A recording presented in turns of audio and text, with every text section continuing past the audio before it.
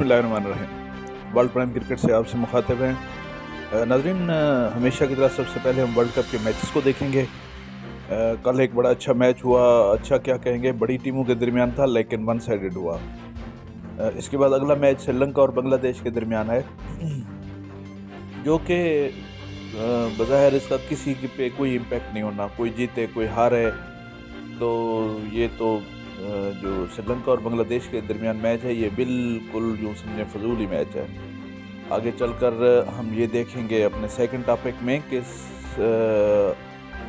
West Indies के एक खिलाड़ी ने रिटायरमेंट ले ली है और बहुत अच्छे स्पिनर थे, एक टाइम पे उनका तहलका था, लेकिन अब वो रिटायर हो चुके हैं। आगे आते हैं तो फ़खर जमान, जिन्होंने बड़ी ज़बरदस्त बैटिंग की, उसकी वजह से पीसीबी ने उनके लिए इनामात का ऐलान किया है। हमारा चौथा टॉपिक होगा कि पाकिस्तान किस तरीके से सेमीफाइनल में पहुंच सकता है, तो हम ये भी देखेंगे। अगला हमारा टॉपिक होगा विराट कोहली ने तेंदुलकर की कितनी सेंचुरियां थी जो उनके इक्वल कर दिया है इस रिकॉर्ड को।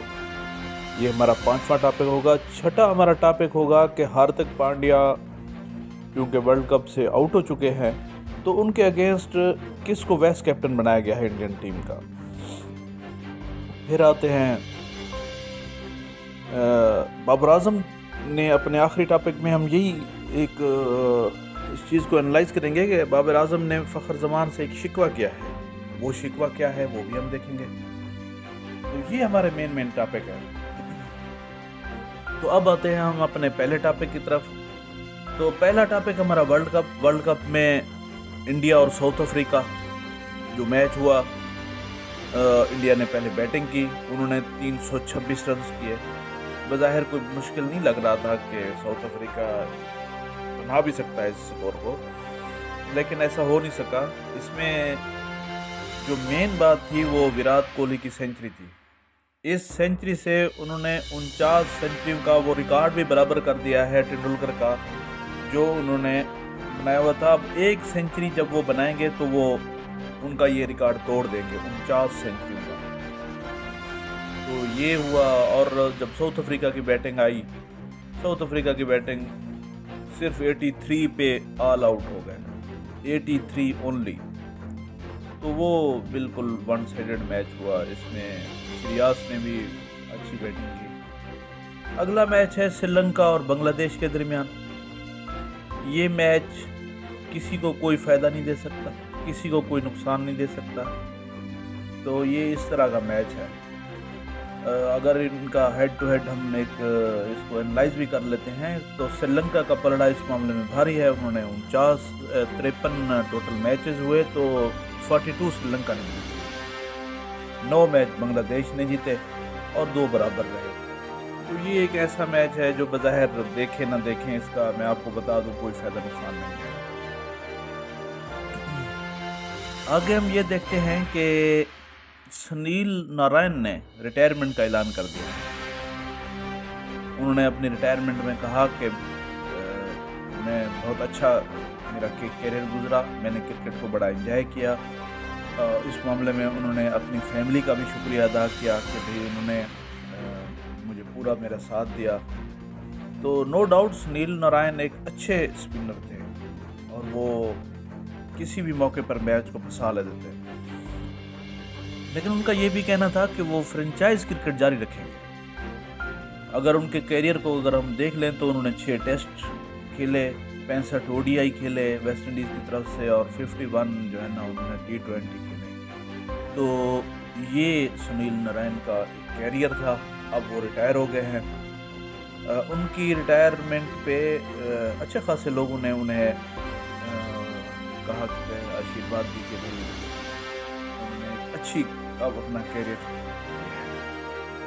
तो आगे फ़खर जमान को पीसीबी फ़खर जमान से बड़ा खुश है, पीसीबी क्या पूरा पाकिस्तान खुश है।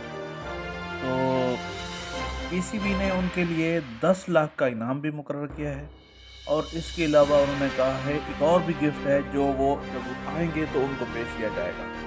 तो नो डाउट फ़खर जमान इसके हकदार भी हैं, जो उन्होंने 81 बॉल्स पे 126 रन। तो ये वाकई फ़खर जमान का हक बनता था, उसको ये मिलना चाहिए था। अगला टॉपिक है कि पाकिस्तान किस तरीके से सेमीफाइनल में पहुंच सकता है।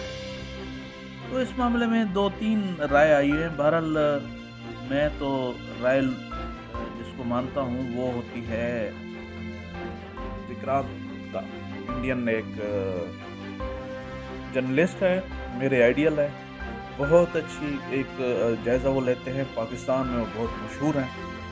तो उन्होंने कहा है कि भाई मैच पाकिस्तान सेमीफाइनल में आ सकता है। क्यों? क्योंकि कुदरत का निज़ाम शुरू हो चुका है। पाकिस्तान जिस तरीके से जीता है, फिर ये भी कहा गया है कि बेंगलोर में फिर बारिश का इम्कान है 9 नवंबर को, और 9 नवंबर को ही मैच है श्रीलंका और न्यूजीलैंड। और अगर ये मैच ना हुआ, पाकिस्तान इंग्लैंड को हरा देता है, तो यकीनी तौर पर पाकिस्तान के पॉइंट ज़्यादा हो जाएंगे, इन टीमों को एक पॉइंट मिल जाएगा। और अगर मैच होता है श्रीलंका इनको हरा देता है, तब भी पाकिस्तान क्लियर, सिर्फ इंग्लैंड को हराना होगा। हाँ, अगर न्यूजीलैंड उनको हरा देता है, तब ये है कि भाई फिर उस सिलसिले में आपको ये करना पड़ेगा कि रन रेट को भी देखना चाहिए। लेकिन पाकिस्तान के सामने होगी हर चीज़। अगर पाकिस्तान मैनेज करना चाहे तो पाकिस्तान के सामने होगी हर चीज़, तो वो उसको फिर मैनेज भी कर सकता है।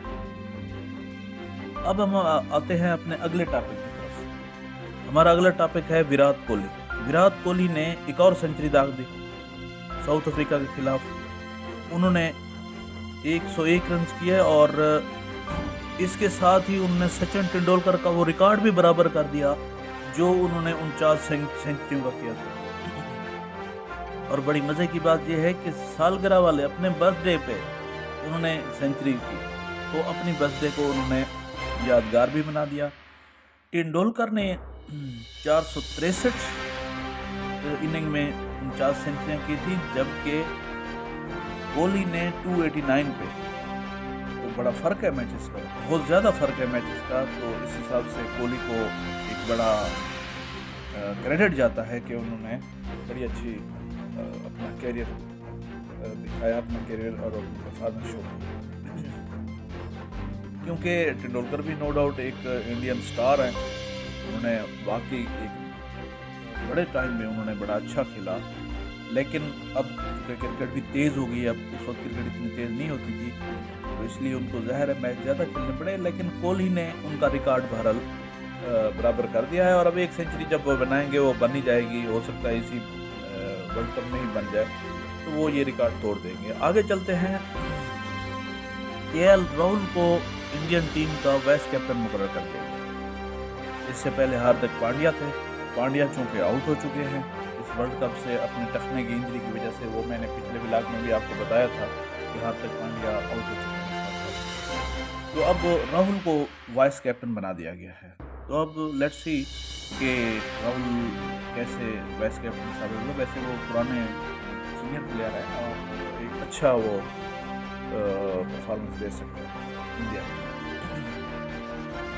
हमारा आखिरी टॉपिक है कि बाबर ने ये शिकवा किया है कि भाई मैं फ़खर को कह रहा था कि हर बॉल पे छक्का नहीं मारना वरना आप आउट हो जाओगे, लेकिन ये मेरी बात सुन ही नहीं रहे थे। और जब एक छक्का उन्होंने अपने 25वें ओवर में लगाया, तो मैंने उनको कहा कि अब दूसरा छक्का मारने की ज़रूरत नहीं है, हम वैसे भी डीएल रूल के तहत भी हम आगे चल रहे हैं।